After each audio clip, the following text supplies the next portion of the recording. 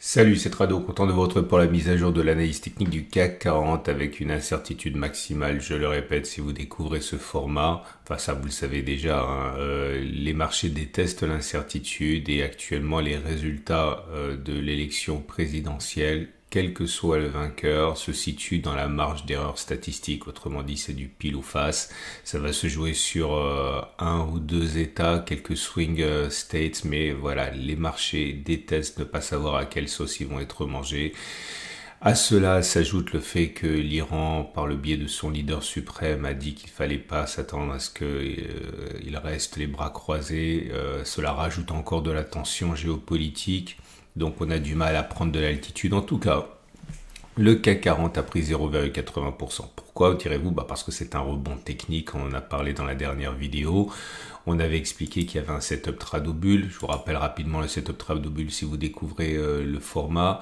L'idée c'est qu'on avait une bougie entière comme ça sous la Bollinger inférieure et on a vu que statistiquement, on l'a testé la dernière fois, lorsque cela se produisait, eh bien on avait plus de chances que l'inverse de rebondir et on a fait 2 fois la distance au stop de protection. D'ailleurs mine de rien, regardez, si on avait acheté ici, qu'on mettait un stop de protection sous les plus bas de la bougie, c'était à moins 0,47, on a fait au mieux un 10, un 11, etc. Donc on a même fait R2. Alors j'en profite pour dire quelque chose qui est important parce que j'ai souvent des messages par rapport à ça. On me dit mais comment on fait pour acheter parce que le lendemain on est déjà plus haut. Alors il faut bien comprendre que ce que je dis n'a aucune valeur en termes de trading, hein. C'est vraiment purement pédagogique. L'idée c'est que si vous embrassez l'idée qu'il faut trader avec ce setup trado bull par exemple, hein, l'idée c'est de prendre position juste à la fin de la séance précédente, genre à 5 minutes avant lorsque le signal est acté et surfer sur la statistique une fois que le marché va rouvrir. Ok, si vous aviez acheté le lendemain sur la base de ce signal, c'était plus du tout pareil puisque vous achetiez ici, hein. Donc il ne faut pas utiliser ce que je dis jamais comme un outil de trading en tant que tel, c'est simplement pour votre culture de trading, pour la recherche, etc. Mais c'est pour ça, hein. En tout cas, si vous l'aviez fait, on a R2 ici, hein. Alors, on a réintégré les bandes de Bollinger. Alors, merci à Sar qui a bien compris comment je travaille parce qu'il a fait un backtest qu'il partage avec vous ici. Il a dit, bon, je vous laisse le lire, je vous laisse poser la vidéo, mais il dit voilà, lorsqu'on a réintégré les bandes de Bollinger, ça vous le trouvez dans les commentaires de la vidéo YouTube précédente, hein. 63,7% des cas, on est allé chercher la M7 en 2 jours, ok. Donc la M7, elle est là. Donc encore une fois, il est plausible, plus plausible que l'inverse qu'on aille chercher la M7 maintenant. Ça ne préjuge en rien de ce qui va se passer plus tard. D'ailleurs, je vous rappelle que dans le backtest qu'on a fait la dernière fois, on a expliqué qu'il était plausible donc que l'on rebondisse, c'est ce qui s'est produit, mais il était plausible également que ça ne remonte pas plus très très haut et que ça baisse encore derrière, hein. Je vous renvoie une fois de plus au backtest. D'ailleurs, je vous avouerai franchement, et ça c'est une marotte, hein, plus on se rapproche d'un gap, plus on a tendance à être aspiré, hein. C'est comme le siphon de votre baignoire ou un trou noir. Quand vous êtes loin, ça va, mais quand vous en rapprochez, c'est difficile d'en réchapper. Et donc rebondir un petit peu pour aller combler le gap ici, ça me semble quand même assez intéressant comme scénario pour la baisse. D'autant encore une fois, et là je reviens aux élections américaines, que faut pas s'attendre à une fin de l'incertitude avec les résultats. On le sait très bien, enfin les spécialistes savent déjà que Monsieur Trump va contester les résultats, qu'il soit s'il perd par une petite marge ou une grande marge, de toute manière il va contester, donc ça va rajouter à l'indécision et il risque d'y avoir encore des journées longues d'incertitude qui pourraient nourrir un retour sur le gap, hein. En tout cas, j'ai fait un test aujourd'hui pour vous et j'ai regardé ce qui s'est passé les dernières fois que l'on a eu ce signal sur le Williams %R. Alors, le Williams %R, c'est pour moi probablement le meilleur outil, c'est personnel, hein, c'est pas quelque chose que tout le monde partage, hein. C'est pour moi le meilleur outil pour jouer les rebonds techniques, ok. Les rebonds techniques, ça veut dire une montée, on va dire impulsive, viscérale, mais qui n'a pas vocation à durer. C'est exactement ce qui se passe maintenant. On a un rebond technique, on ne sait pas jusqu'où ça va aller. Et j'ai regardé ce qui se passe lorsque le signal il est donné. Alors moi, le signal, je le prends lorsque on passe au-dessus des moins 80. C'est-à-dire on était en survente, en dessous de moins 80, et puis on est sorti de la zone de survente en passant au-dessus de la ligne des moins 80. Et le ciel, il est donné en clôture. Et j'ai regardé si on pouvait espérer trois choses. Un, avoir une séance positive avec des gains la bougie suivante. Deux, avoir R1. Trois, avoir R2. Ok. Alors R1, ça veut dire stop de protection en dessous des plus bas qui ont été atteints dans la zone de survente. Donc là, les plus bas de la zone de survente, ils sont là. Ok. Donc ça veut dire moins 1,28. Moins 29, est-ce qu'on va faire plus 1,29, est-ce qu'on va faire plus 1,29 fois 2, donc 2,58, mais je suis pas bon en calcul mental, et on va regarder ça. Alors je vous donne le premier exemple. Alors, je vais prendre un exemple qui a bien fonctionné, c'est plus facile pour débuter. Voilà, le signal a été donné ici. Je vais enlever la M7 parce que, non, vous pouvez garder la M7 parce que ça vous donne des idées de stratégie. La zone de survente, elle est là, le signal a été donné ici, là, précisément. Est-ce qu'on a eu, si on met le stop de protection sous les plus bas de la zone de survente, la zone de survente elle était là, les plus bas ils sont à moins 3,25, on voit que dès la séance d'après, pas suivante mais d'après, on a fait un plus haut, marginal mais 0,05, donc c'est un premier pouce vert. Ensuite on a fait au mieux on a fait 7,41. Et on voit qu'on a donc fait une fois à distance au stop de protection, moins 3,25 fois 2. Ok, on a même fait deux fois à distance stop de protection, donc il y a trois verts. Là, vous voyez, par exemple, il y a un vert et deux rouges. Pourquoi? Parce que le signal a été donné sur cette bougie-ci. Est-ce qu'on a fait un plus haut? Oui, dès la bougie suivante. Mais si on met le stop de protection en dessous des plus bas de la zone de survente, c'est ici, à moins 2,30. Et on voit que le stop de protection a été déclenché sur cette bougie ici. Donc on n'a pas eu le temps de faire ni une fois à distance au stop de protection, ni deux fois à distance au stop de protection, donc vous avez un vert et deux rouges. Bon, très classique, je suis obligé de le dire pour les nouveaux qui nous rejoignent. Et j'ai fait le test qui n'a aucune validité parce que c'est pas suffisant, 40 fois. Ok, juste pour avoir une idée. Quand je dis que ça n'a aucune validité, c'est parce que ça n'a aucune validité. Hein. Il faut vraiment comprendre que si ça vous intéresse, il faut tester davantage. Hein.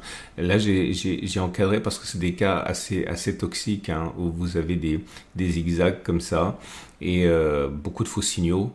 Ok, et il peut être intéressant pour vous de réclamer qu'il y ait au moins 2 séances en zone de survente pour filtrer un petit peu et éviter d'être pris par les portes de saloon. Hein. Il y a un autre cas particulier comme ça que j'ai regardé là. Là, j'ai encadré parce qu'on est vraiment rentré en zone de normale. On est sorti de la zone de survente de manière marginale. 79,74, autrement dit 0,25. Vous pouvez éventuellement filtrer pour demander quelque chose d'un petit peu plus flagrant pour considérer qu'on est sorti de la zone de survente. Enfin bon, ce sont que des pistes hein, que je vous livre pour faire gagner du temps. Mais c'est à vous de faire le travail derrière si ça vous parle. Voilà, je suis remonté 40 fois en arrière, 40 occurrences en arrière. Ça nous ramène à 2022. Donc c'est bien, c'est un signal qui est assez fréquent. Et voilà les conclusions. Peut-on envisager que la hausse perdure, et qu'on clôture plus haut que la clôture de ce vendredi avant que de toucher moins 1,26? La réponse est clairement oui.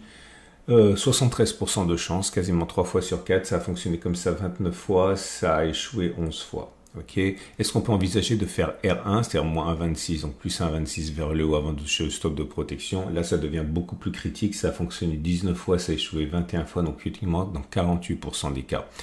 Bon, clairement, si cette stratégie était valable, il ne faut pas faire de vieux os, il faut sortir parce qu'il n'y a aucune garantie que ça monte très très haut.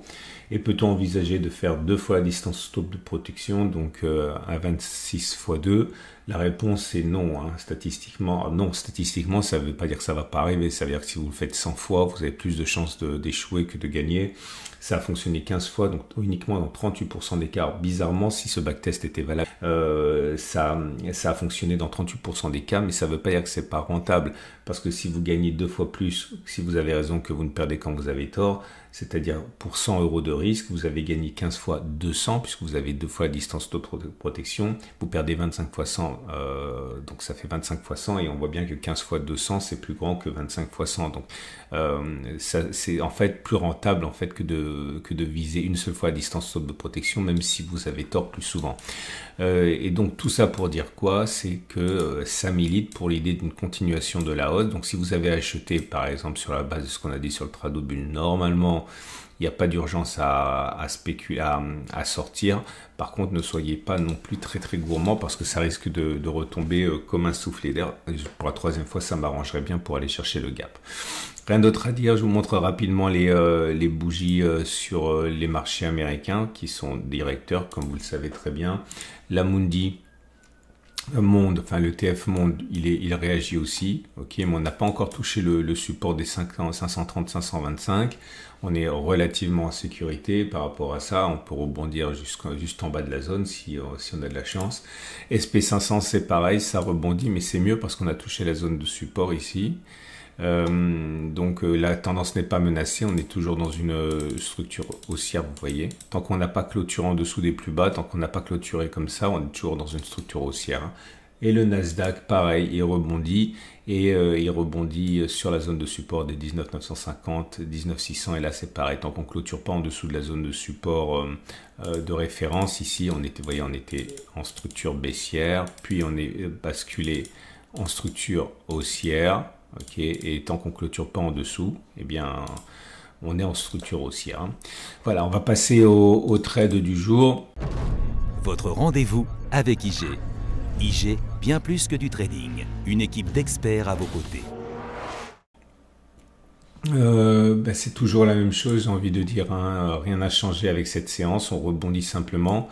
Si vous avez un billet haussier, vous pouvez parier sur la fin de l'hésitation. Alors l'idée, ça c'est plus discrétionnaire, hein. C'est plutôt c'est plus systématique, c'est plutôt discrétionnaire.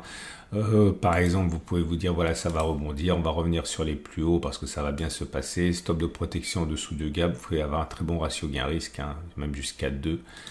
Si vous avez un biais baissier, je pense que votre carte à jouer, c'est la montée de l'incertitude avec malheureusement de longues journées d'hésitation. Si vous visez un retour sur le comblement du gap avec un stop de protection au-dessus du précédent gap, ici, ouais, vous avez un ratio gain super 1, on est à 1,1. Si vous voulez attendre le rebond éventuel dont on a parlé, ça améliorerait votre ratio gain-risque d'ailleurs. On passerait à 1,2, 1,3, 1,4 même. Quant à moi, vous le savez, hein, j'ai acheté à 7543, c'était là au moment où je pensais que le support tiendrait. Mon stop de protection, il est en clôture sous la zone du gap, donc j'envisage totalement que l'on vienne le toucher, mais qu'on rebondisse après. Si ça se passe pas comme ça se passe pas comme ça, c'est pas grave, mais en tout cas, voilà l'idée. Je vous souhaite une excellente journée. Vous avez plein de choses qui vous attendent sur la chaîne YouTube, notamment la vidéo de l'or qui est en pleine forme. Le nouveau format gagner avec des ETF à long terme et à moyen terme. Nouveau format, donc je vous souhaite une excellente journée et je vous dis à demain pour la mise à jour.